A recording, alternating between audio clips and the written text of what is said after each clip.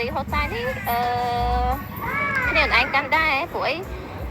ចេះតែឆាតមកឲ្យបាញ់ QR ទៅឲ្យបាញ់តាម QR ហ្នឹងអញ្ចឹងណាបងហ្នឹងមិនមែនកងខ្ញុំផងកងណាគេហ្នឹងហើយអូន account ហ្នឹងចេះតែឆាតមកអញ្ចឹងណាហ្នឹងហើយតាក់ទងរឿងមហោបអីហ្នឹងហើយឲ្យបាញ់លុយទៅ QR ហ្នឹង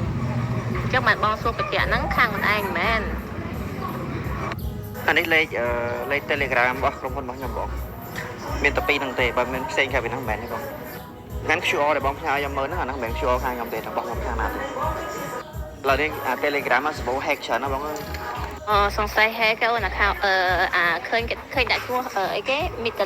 Mitali Hotel អញ្ចឹងឃើញដាក់ឈ្មោះខាងខ្លួនឯងអញ្ចឹងណា